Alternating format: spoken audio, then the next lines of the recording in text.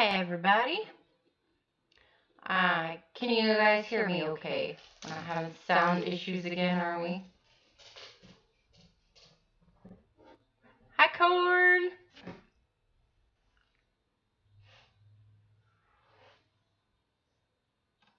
Holy buckets. Echo. Okay, hold on. Is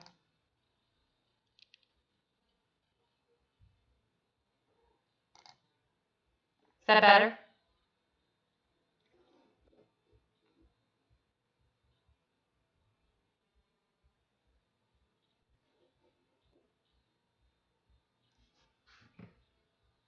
Well, it's good to see you too, Corn. Is the sound getting better now?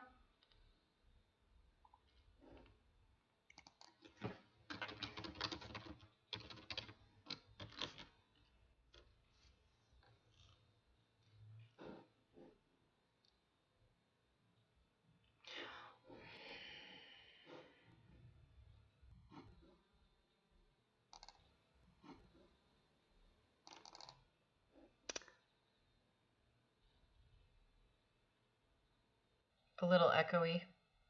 Oh, you know what? I know why.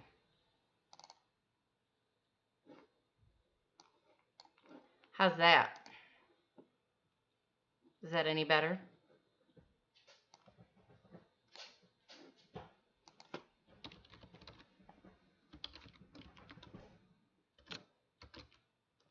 Yay!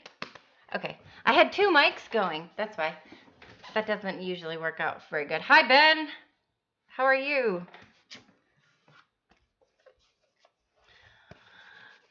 Oh, good deal. Yay.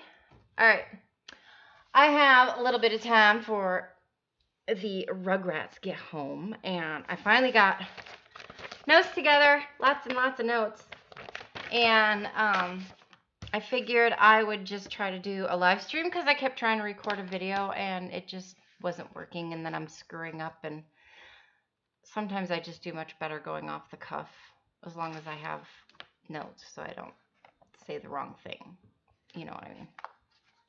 So I am going to do a little thing on my Canadian large scents that I love so much because they're so pretty, because they really are. So on that note, I do want to correct my first video. I screwed up on my dates of who's who and what's what and when's when, and totally I was off by like a year because I didn't have notes. So on the Queen Victoria's, it is 1858 to 1901. And then King Edward VII goes 1902 to 1910. And King George V goes from 1911 to 1920 for large scents, and then 1920 to 1936 for the small ones. I know, it's hard to keep it all right, and you know, unless it's like seriously scripted, but just watching the Bucks and Steelers, don't spoil it. Honestly, I don't know. I'll tell you that I don't know. I'm assuming you already watched the Packer game, and I purposely didn't say anything on Facebook, Ben, because I didn't want you to be like, seriously, what the hell? And then you'd have to just stop going on Facebook or something because I'm always blowing it for you. But I won't say anything. I don't know, honestly. Tell me. I have a clue, but I don't know for sure.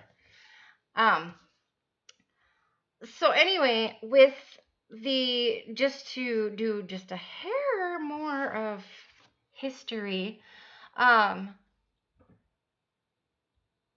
the 1858 and 1859 were provincial scents.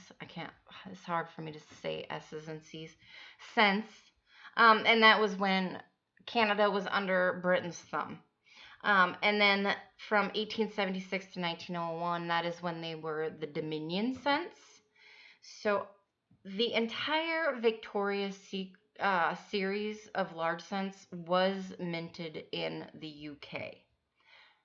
like I said before, if there's no mint mark, it was done at the Royal Mint in London. And if there's the H mint mark, it was done in Birmingham, UK, which is the Heaton Mint. And that was actually a privately, or it may still be, I'm not sure, but it was a privately owned mint, and they worked um, with the Royal London Mint. And so the ones with the H mint mark are from there. And so I just wanted to kind of let everybody know that there's only 1 year in the large cent series, which is the 1900, that has a no mint mark and an H. So like we have P, D, and S, and sometimes the P doesn't have a mint mark. That's the only year in the Victorian series that does not have, or excuse me, that has both. So you can find a non-mint mark and an H mint mark. Otherwise, 1876, 1881, and 1889 are going to be the years with your H mint marks. So, and if you guys have questions on these, that I will try to answer them. And, you know, if I don't know, I'll write it down, and maybe on the next one, then we'll go ahead and do it. But for this one, because I don't have an 1859 or an 1858 to show you guys yet, I wanted to just focus on the Dominion cents, which are the 1876 to the 1901. And in that time, that is 25 years. 7 out of those 25 years, there were no large cents made. So from 1877 to 1880, 1883, 1885, and 1889, they did not make any of them. I don't know, Lincoln, if you actually showed me that one. If you sent me a picture, I'd have to look again and see. But if you send me a picture, I can give you my best guess, but I mean, I can give you an idea. But I don't know, don't take my 100% word for it. But I'll do my due diligence to try and give you the best educated guess that I can. I'm very, very, very much still quite the newbie at the grading situation. So, but the 1907 H, which is a King Edward, is the better of the two. You can have a plain 1907 or the H, and the H is definitely worth a little bit more. Hello, HD. So on that, those years, don't expect to find one, because you're not going to find one. They didn't make them. And if you do find one in those years, buyer beware. Oh, yeah, absolutely, Lincoln. Just whenever, be safe. I know how all that rolls. So, and Ben, that call on Clay was absolutely ridiculous, but that is the new rule the NFL put in place for the quarterbacks. Quarterbacks got to, put pillows down, give them a massage, the whole deal. Don't even get me started on that. I'm going to start cursing. Because it's bullshit. Stupid. Yes, it is very stupid. All right, so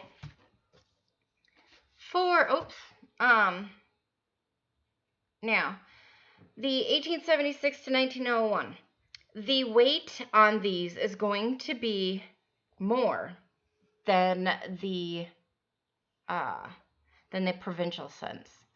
So 1858, 1859, they weighed 4.54 grams. And they were the equivalent to the British halfpenny, because Canada was still on the British monetary system at that time. So 1 Canadian cent at that time, it was supposed to be 80 to a pound, which would have made it equivalent to a halfpenny. Then in 1876, when they redoing it, what do I think I'm doing? They that is when they decided to up the weight on those by 1.2 grams. Yeah, me. I am trying to do a little Canadian thing. So now I'm all flustered. Thanks, Ken. 1876 and up would be 5.67 grams. The alloy for them are going to be the same, which I believe was 95 copper, 4% tin, and 1% zinc is what I want to say. Well, thank you, Ken. I'm trying. I decided to try going a little off the cuff on a live stream because I kept buggering up. I kept buggering up recording it, so. The other part of the measurements on these they are going to be 25.4 millimeters diameter. So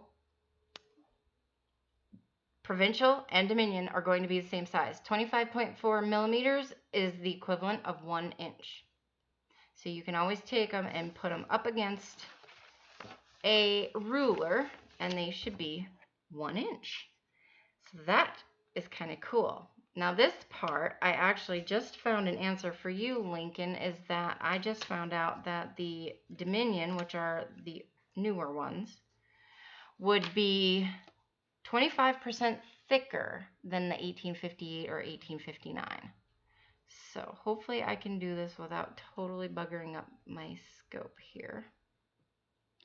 And just swing it over. See if it'll show it. No.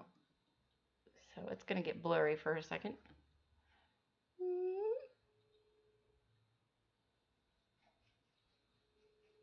Okay. This is why I need a scope like what you have, Ken. This is the one that's on the bendable thing. It's like bendy straw. And it is stupid. And I don't think you're going to be able to see that. It's not going to do it right. A candy penny?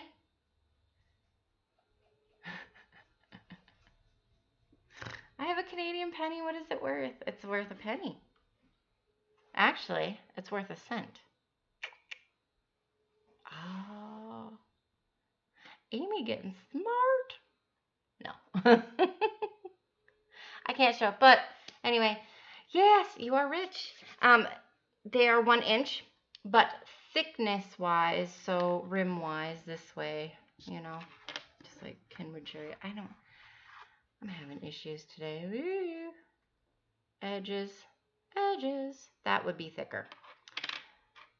On the newer ones, the 1876 to 1901, that part would definitely be thicker. They're supposed to be.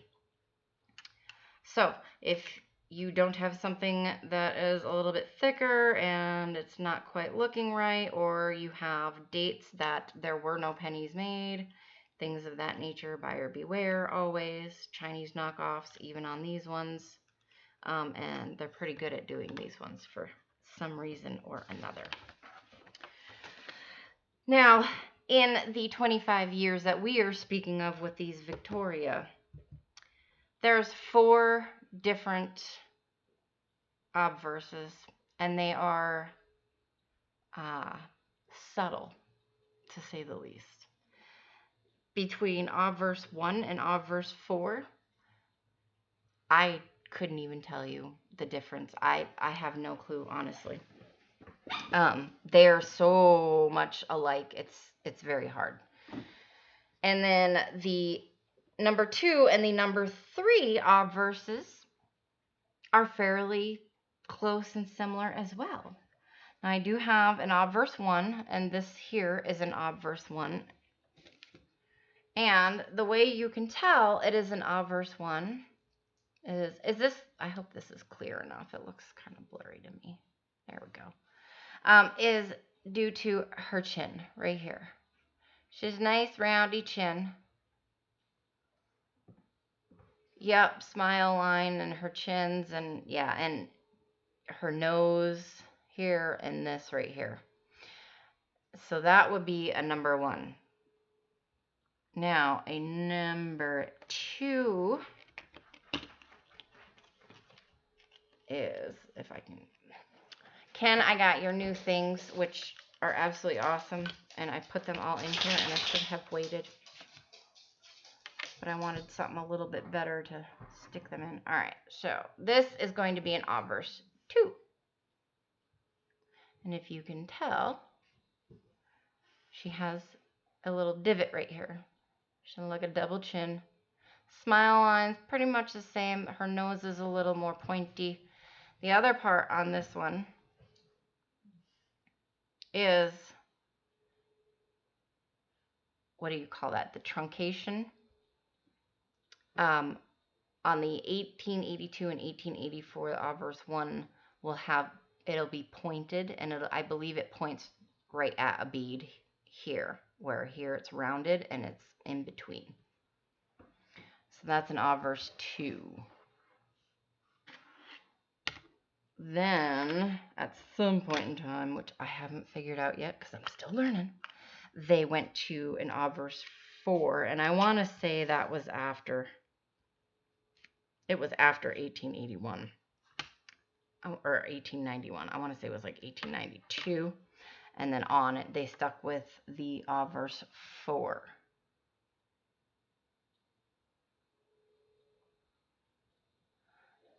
So, and this does not look that different from an obverse 1. I mean, really does not. Her chin is nice and rounded, the smile line, and her nose here. And that's the one. It's just a hair different on her nose up here. Oops, right there. Her chin is a little flatter right here, it looks like. Oh, maybe not.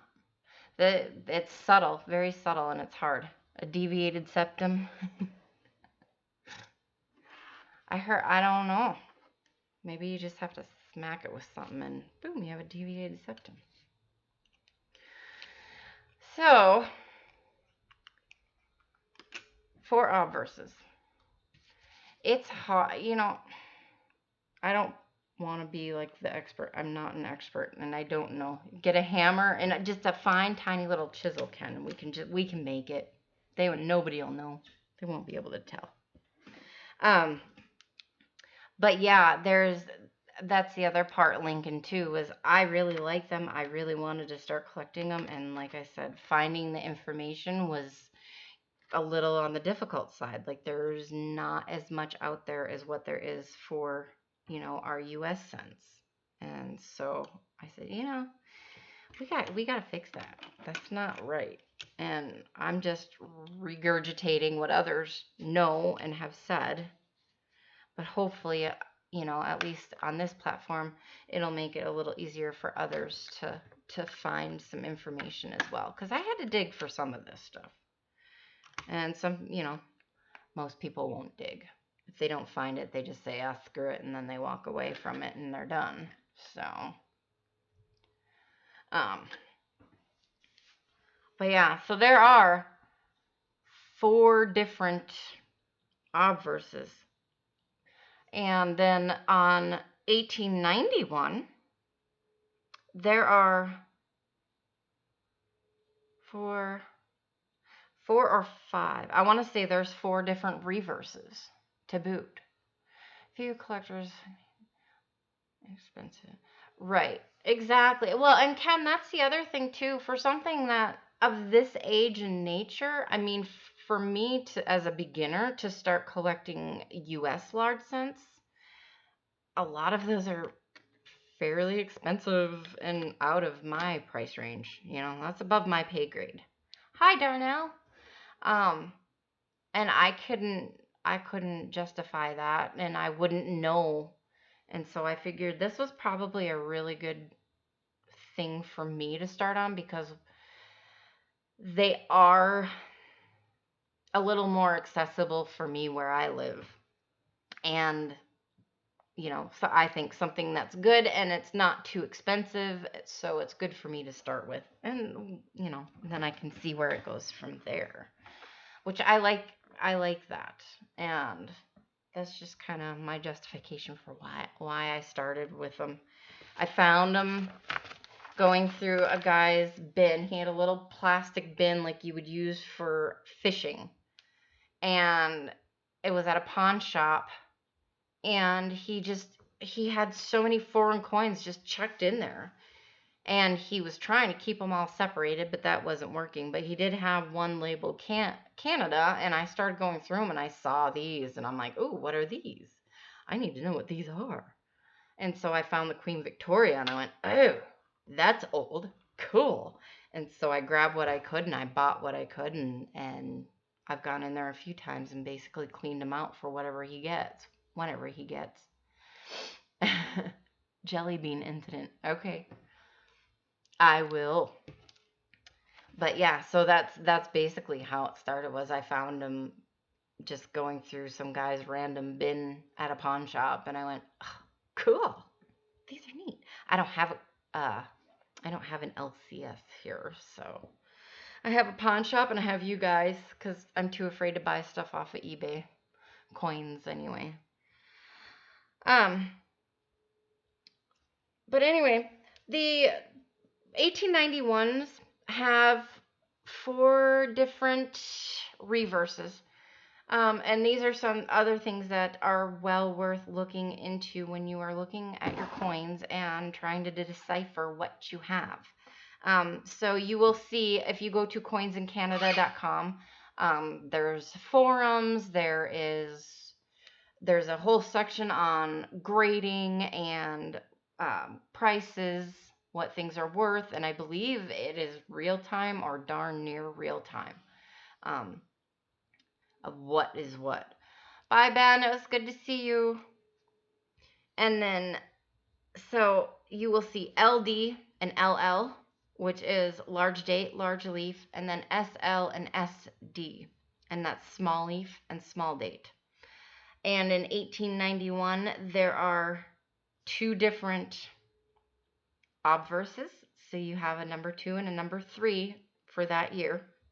And then on top of that, you have large date, large leaf, small date, and small leaf, and they all interchange. And so there's a lot of different varieties for 1891. So you really have to do your due diligence to know what you have, because there's a couple of them that are worth some pretty good chingy. And you know, it's always best to do your due diligence and make sure you know what you're doing and what you're buying. And we all make mistakes, but that happens. Yes, that is something else I wanted to note and let people know, is that when you do go to Coins in Canada, if you're looking up the worth of your coin, and say you look through the grading and Lincoln, you have this 1907H and it's in beautiful condition and very little wear on it, so you're like, okay, this is probably like, a really good high XF. And you look down, and I want to say an XF on that particular coin is right around $40 or some change. $40 or so. That is not $40 in US money. So right now, as of today, $25 in Canada is $19.31 here in the US.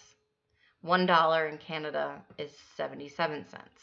So you have to take that into consideration when you are looking up the prices and things like that. And make sure you know which monetary system they're using. Most times it's going to be Canada because you're looking up on, Canadian sites for Canadian money. So yeah, that is a very, very, very good thing. I've seen a few people go, oh yeah, it's worth $15, and I look on Coin of Canada. Oh yeah, it is worth $15. If I was in Canada, it's only worth 10 here, or 8, whatever it would be. So something to always keep in mind. Now, as you were saying, Lincoln, with the copper. Okay, so Ken might be able to hit on this better. I'm still trying to figure this out a little bit, and I'll figure it out, but I guess there's a bit of a not a huge difference between bronze and brass. And I could be wrong. but from what I've seen so far, there's not a massive difference. These coins, the alloy is supposed to all be the same. 95 copper, 4 tin, and 1 zinc. So, some people automatically consider that brass or bronze. And I mean, I would say it's copper because it's 95% copper. That's, you know, almost as close as you can get without being, you know, you only got 5% to play with. That's not that much. So I don't know how that works as to what is what. There are known brass varieties of the Victorian large cents. 1859 being the big one. That is the moneymaker, the woohoo, the whatever you want to call it. Brass equals copper and zinc. Okay, so all of their coins have at least 1%. These ones have at least 1% zinc and a little bit of tin in them. The brass varieties, I would think, might be above that 1% mark to make it the technically brass. I don't, and that's the screwed up thing. And I've been reading because other people are like, okay, what's what? And they're saying you have to have an XRF analyzer in order to do it. Well, you know, me, you, and all of us in here with all of our money put together probably couldn't afford one. I think they're like 35 grand or something crazy for a handheld one. So in order to really know, it's going to be toning. 25 easy. I know I did read NGC will do the XRF analyzing to make sure the coin's something or another, or you can ask them to do it if you're sending them in to get graded, and it's like $75 to have that coin done. Of course, if you have a brass 1859 that's a VF, that's $11,000 the last time that one sold. $11,500 in 2006 at a VF12, and it was cleaned for $11,500. You can take my 75 to make sure it is what it is. But, you know, yeah. Getting good with a jeweler or somebody who buys and sells gold and silver, they'll probably have one. Hopefully, if they're big enough, they should have one. Most definitely. So, Lincoln, with yours, I don't know. I would measure it. I would check the micrometer, or if you have a micrometer, I would check the thickness of it. Silver Badger, how are you, neighbor? It's been a while. I hope everything is good over in Wisco Cheese Land.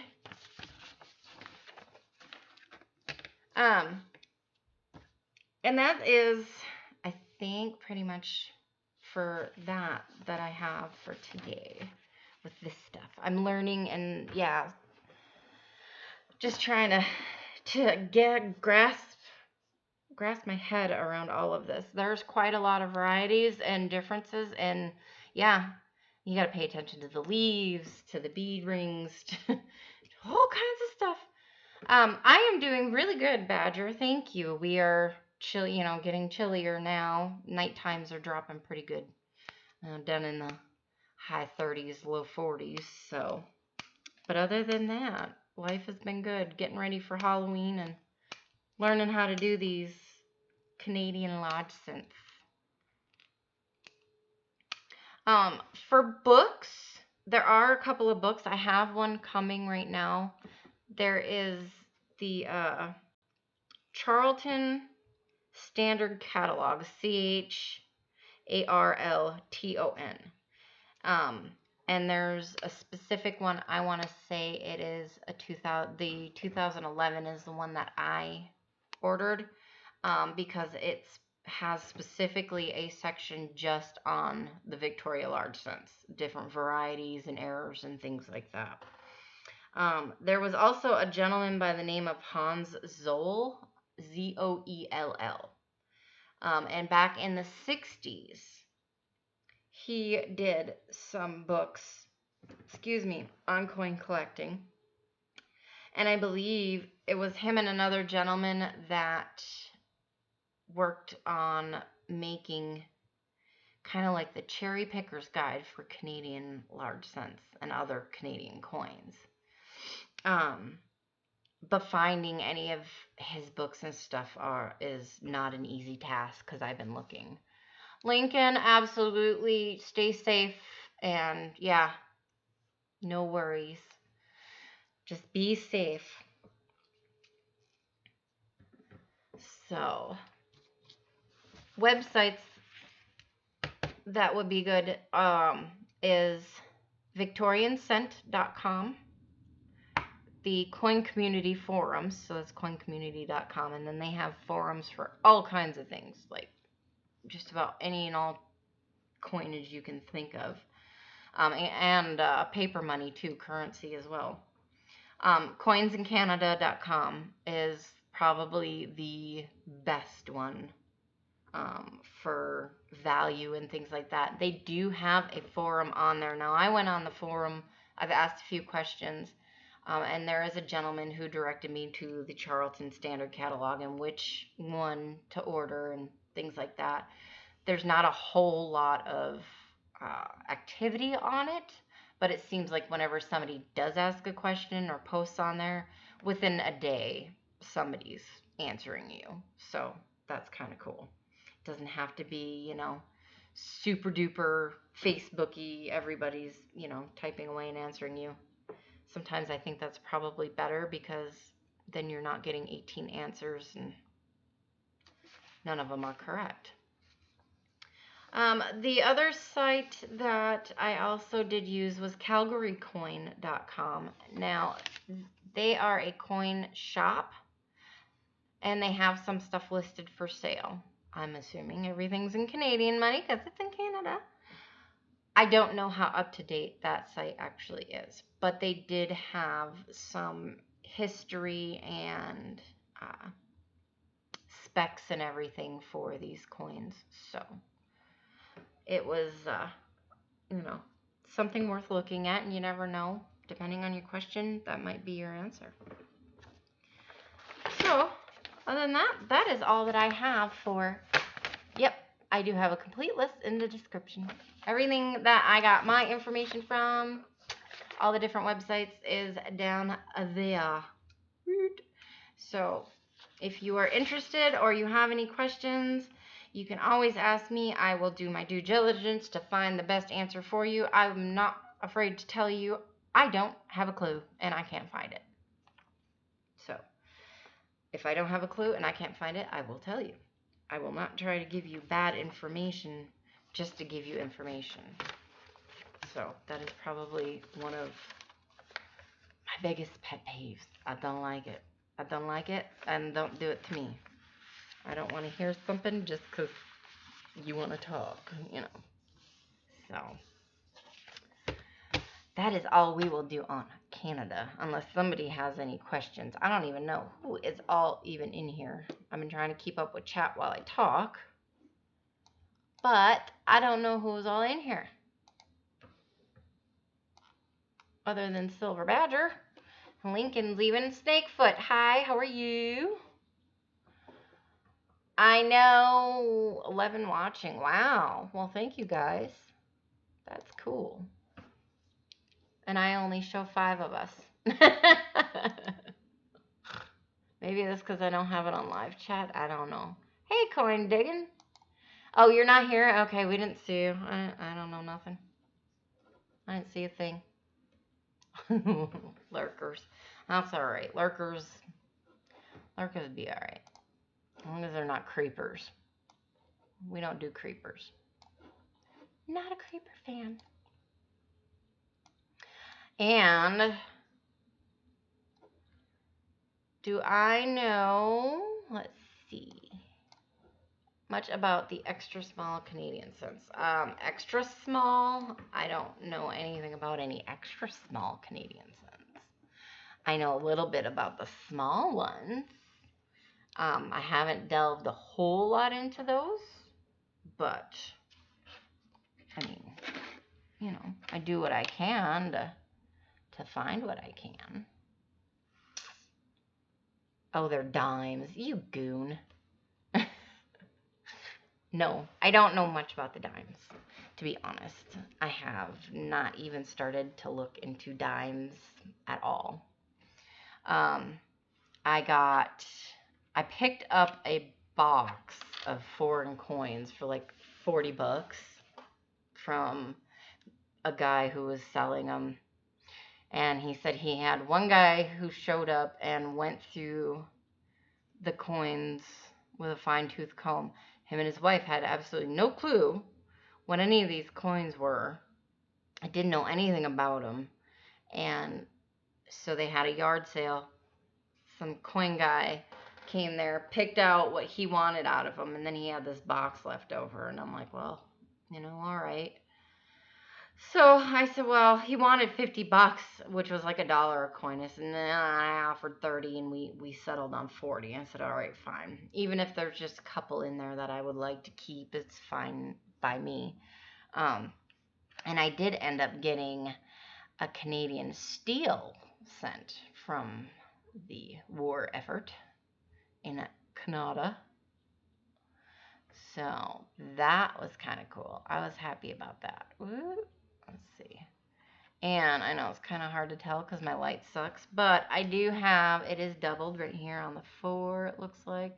It might just be machine doubling, but you can tell because it's a little thinner there and comes out here. That's just a smack from something or another, and that is rust. Yay. Or whale poop. 1893 Victoria nickel. Nice. No, chrome plated steel. Oh, thank you. I don't think, no, aren't the Tombacks like a brownish color where there's no chrome, right?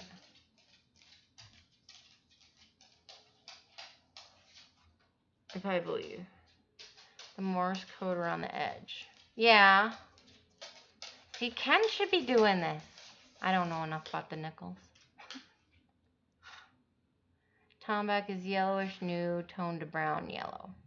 Okay. Yeah, because the ones that I had seen, they always look kind of like a brown color.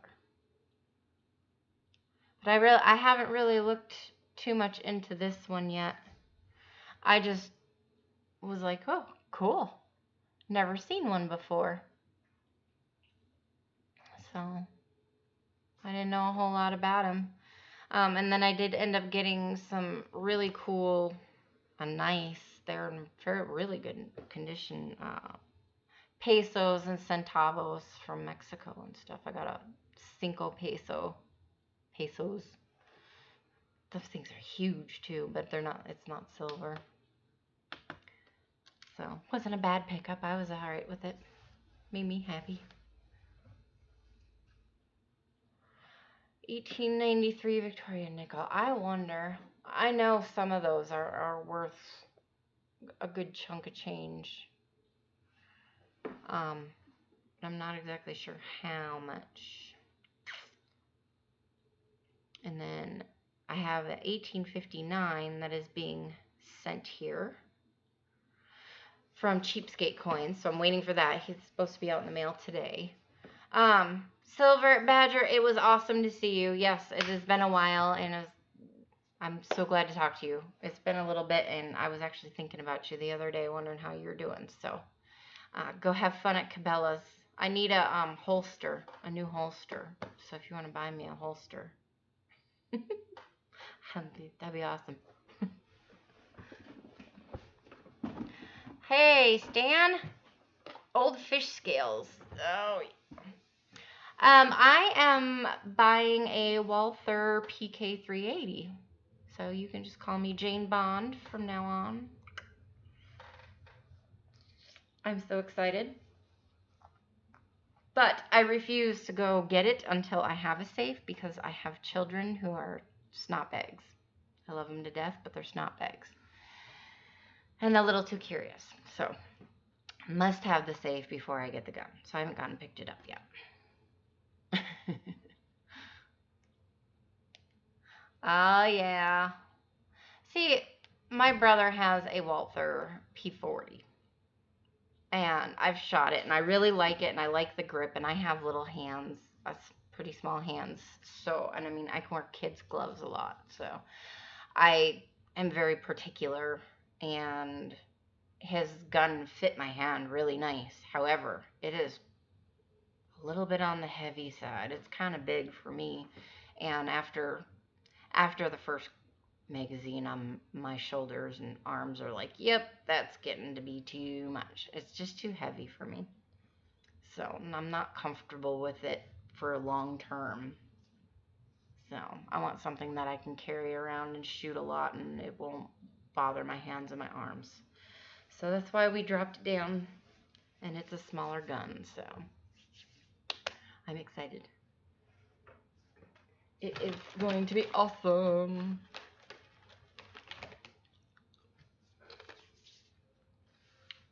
No. No. Okay. So my introduction to guns is like ridiculously stupid. Don't get me wrong. I love my family. But other than shooting like 22s and BB guns, I really didn't know jack crap about shooting bigger guns whatsoever. And we were at my parents' friend's house, and we were shooting guns off the porch because that's what we do up here in Hickland. And my mom and dad's friend Jim had brought out his 30-06, and they were shooting it. And of course, we had some targets and stuff set out in the apple orchard. And it was my turn. And I was just given the rifle and said, just make sure you hold it close to you, and you know. Yeah. I didn't think I had a shoulder left after I shot that gun. I had no clue. None whatsoever. And that's a big gun for me to, yeah, I was just like, oh God, no. Okay, I'm good. Here you go. I'm done.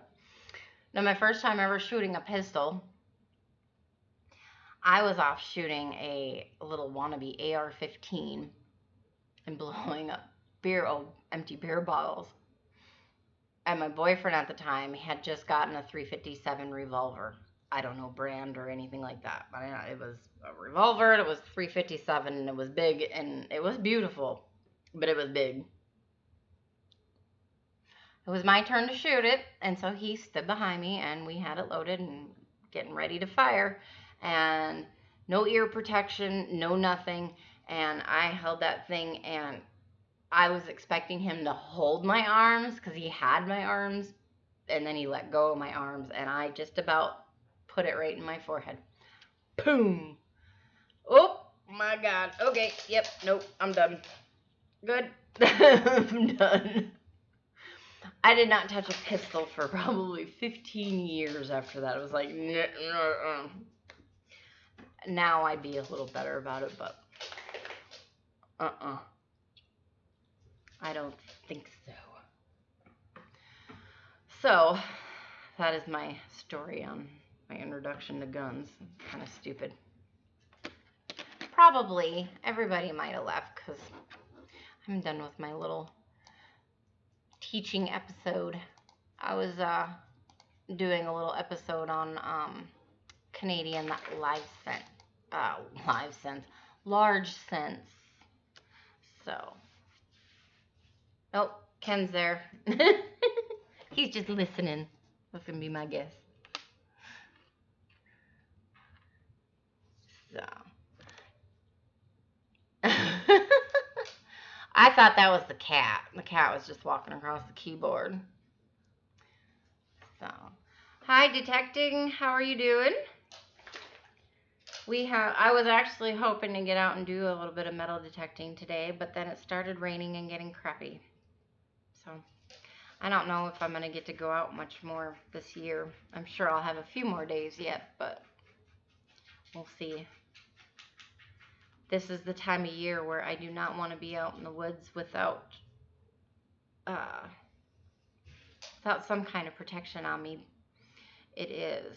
The bears are trying to get fat, and everybody, all the animals are getting ready for hibernation. And we got bear hunters and bow hunters out right now, and still, yeah, we had some sun yesterday, and now it is cloudy and chilly and rainy. So now I just need to have hunter orange, and I just need to make sure that I have a shotgun or a rifle or something with me, because they're all over the damn place. You know, it is what it is. I live in an area that where, let's see, how you can fit, I think it's 7 or 8 Rhode Islands in the UP of Michigan. But the entire area only has maybe 200,000 people. No, it's mostly woods up here. 93 in the shade. No, no, thank you. I lived in Texas. I'm done with that kind of heat. I can't do that heat. It killed me. Oh. Although that kind of heat keeps you skinny. So there is that. I have no idea what that is, Stan. Not a clue. What? What?